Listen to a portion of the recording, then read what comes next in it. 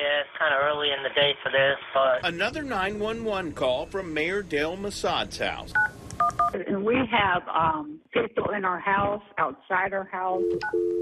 The caller, one of the mayor's girlfriends, Jody Cunningham, reported intruders, but later admitted using cocaine. They were all over last night. When officers arrived, they said Massad, who told them he had been partying all night, stood on a stool with a flashlight and a loaded gun. You pulled a gun out in front of a police officer at the air conditioning vent? That's way embellished, I can tell you. The mayor disputes that report, but admits firing a gun inside his house. I shot one of my smoke detectors because I couldn't get up there to get it, and it wouldn't go off, and it was 3 a.m. These are hundreds of pages of police reports officers made during more than 4 dozen visits to the mayor's house in 3 years. But Port Richey police have never arrested the mayor. Last night, his girlfriend beat me to where I've got a black eye. This call from Jody Cunningham in 2016 involved an alleged assault by the mayor's other girlfriend, Kai Joseph, a convicted prostitute. He's like, call the police. They won't do anything to me. I'm the mayor. Police arrested Joseph half a dozen times at the mayor's home for battery, larceny, and violating protection orders, but she still lives there. Criminals are in and out of there. Shady people are in and out of there. That's audio from a police interview in May. Oh, he has guns all over the house. Officers questioned witnesses after the mayor reported 3 stolen guns. There's just too much bullshit goes on in this house. Just way too much for me. What do you mean, stuff that happens in his house? I mean, chaos, fighting all the time, and it's just pure chaos. This is not he's the mayor. This is not who I know. These are 3 possible stolen guns that are in the streets. The police department distributed bolos about the guns for officer safety before Massad reported he found the guns and 3/4 of an ounce of marijuana in a desk drawer. I left it there for them. When they came, it was gone. That was planted. So somebody put that in your home? That was where I kept the gun. Port Richey resident Ross Coyle doesn't care about the mayor's police activity. He's a bit of a rogue in some areas, but I believe the guy gets things done. But others think he's wasting resources. That's pretty sad that our mayor has that going on. Or at least what's going on under his roof. If you needed that cop at that moment. He's not there. He's handling my mayor, apparently. The mayor says he's learned a lesson. If there's somebody has a sword at your throat, do not call 911. Why is that? Because the mayor, and it comes to you or whoever. The whistleblowers. It is ridiculous. I'm I-Team investigator Adam Walser, taking action for you. Richard Bateman dedicated his life to playing heavy metal music. He went all around the world with all kinds of bands. His wife, Amy, says the 50-year-old father was on top of the world, entertaining big crowds. He always had a smile on his face. Hello? Yes, ma'am. Tampa Fire Rescue. Tell me exactly what happened, please. But all that came crashing down September 5th when he collapsed in his living room. The operator instructed me on how to do CPR. Good. Get him flat on his back. Oh, my God. Place your hand on his forehead, your other hand under his neck. He's breathing. Tampa Fire Rescue sent an engine and an ambulance. Oh, God, please hurry. They're coming as fast as they can, darling. Rescue 5's on scene, 1408 hours. Paramedics arrived in minutes. They got him outside and they put him in the first ambulance. But the engine wouldn't start. You could see the lights go out when the ambulance died. It was heart-wrenching. It was horrible. My son and my father-in-law and me were sitting on the steps praying. And you're as helpless as heck. You can't do anything about it. We need another rescue immediately. We have a non-breather, and the rescue is broken down. No, they never told me that they were calling for a second ambulance. So you didn't know what was going on? I had no idea what was going on. The second ambulance arrived nearly 40 minutes after the first 911 call. The ride to the hospital took 11 minutes. Moments later, Richard was pronounced dead of a heart attack. And if that first ambulance wouldn't have died, he might not have died. When the I-Team learned that ambulance unit 7734 had a broken alternator, we asked to speak to the chief. I speak for the chief. But Tampa Fire Rescue spokesman Jason Penny denied that request and defended the breakdown as unavoidable. The issue that one had specifically was an alternator, and that's something you really can't plan for. But records obtained by the I-Team show that ambulance was more than 3 weeks overdue for preventive maintenance on the same day Richard died.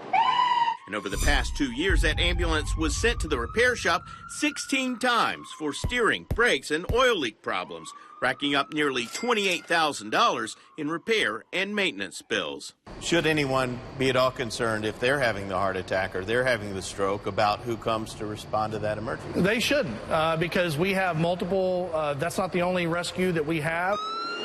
But the I-Team looked at maintenance logs for Tampa's other 27 ambulances and found 52 incidents where a rescue truck stalled or would not start in just 2 years alone. Problems range from bad batteries to faulty alternators. Mechanical equipment is bound to break down at some point or another, but you try and do your best to not have that happen. Chief Michael Bardell of the Sun City Volunteer Rescue Squad says regular maintenance is the key to life-saving operations. And his nonprofit retires ambulances after just 60,000 miles.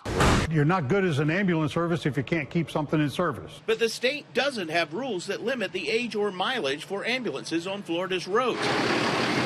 And the I-Team found that half of Tampa Fire Rescue's ambulances are at least 9 years old. The entire fleet averages about 140,000 miles. The ambulance called to Richard Bateman's home is 11 years old and has 229,000 miles. Penny says his crews did nothing wrong and stayed with Richard during the entire call. The issue is not so much how quick we get them to the hospital, it's how quick we provide our medical professionals to get there and start treating that patient. Amy is not convinced. They always say when you're having a heart attack or a stroke, every single minute counts. Richard's ashes sit a few feet from where he collapsed. And if they would have been faster, my husband might still be here. This isn't the first time Tampa Fire Rescue has faced questions about its vehicles. The agency's most recent audit in 2014 found some rescue cars were in need of repairs. Those repairs range from rescue cars leaking oxygen or oil to a rescue car having difficulty starting. I'm I-Team investigator Adam Walser, taking action for you. New mattresses can sell for hundreds or even thousands of dollars, so it's not surprising that plenty of customers flock to Payless Furniture, where full mattress sets sell for $109. They said, oh, this is a good bed. You know, everything I'll give you the sign that it's brand new. But they're not exactly new. Payless picks up loads daily from this Tampa mattress refurbishing plant. They come out with new covers in plastic bags, but we wanted to see what was really inside, so we bought some. The mattresses are cobbled together piece by piece in this plant. We pick them up, all the mattresses and used mattresses, and we pick them up to refurbish. Owners Tony and Francisco Paredes say most of their mattresses are recovered trade-in mattresses from Sears. But during several days of surveillance, they bought used mattresses from just about anybody. Now, does it bother you that the guy with the pickup truck may have picked that up out of a dumpster or something? We don't know. I mean, they just bring it, to us. And we followed this seller and saw him pick up a box spring from a trash pile. The factory owners say they only refurbish the cleanest ones, then resell the rest. But so the company, I sell it. They sell it too, making more money. So this is a big chain. Big chain. A lot of people dealing in used mattresses. They stuff mattresses with used materials, but say a few squirts of this blue liquid sanitizes them.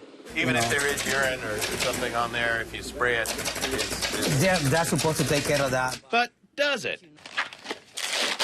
Forensic scientist Anna Cox volunteered to help us find out. So you can see visually from just removing this how dirty this mattress is. Cox has been a crime scene investigator for 20 years. These appear to be different mattresses that are just patched together, and you really don't know the history. She didn't like what she found. You've got little black things here. It looks like a hair. Looks that like are it might be a little yellow, like a urine possibly, or something. Could be that. Could be sweat. Could be the excessive amount of skin cells. And when the black light comes out... Holy cow, that is super bright. Cox says bodily fluids like semen, sweat, and urine are what typically glow. It's very, very bright right here. very bright. Would you sleep on that? I would not. We show the factory owners the pictures. Look, that's a bed bug there. Yeah. That's a bed bug. That was on the mattress we bought. We don't the only one that sell mattress to Payless. He have a different kind of company. Payless declined an on-camera interview, but said the Paredes factory currently supplies all of their remanufactured mattresses. So these don't have tags, right? So right now I don't have a tag on those. State law requires remanufactured mattresses to have labels saying they contain used materials. They thought it's in a new package, it's in plastic, it looks new, but then they find out it's refurbished. Yes. And so they're a little upset. The good thing is that we don't sell as a new, we sell as a refurbished. Right, but if it doesn't have the tag, maybe they don't know. Yeah. Each offense is a misdemeanor, punishable by a $500 fine and 60 days in jail. But nobody's investigating, since the Attorney General's office, Florida's mattress police, says nobody's complained. It's really wrong, and it's also disgusting. Would you have spent a little more to get something that you knew was brand new? Definitely, with no doubt. I'm I-Team investigator Adam Walser, taking action for you.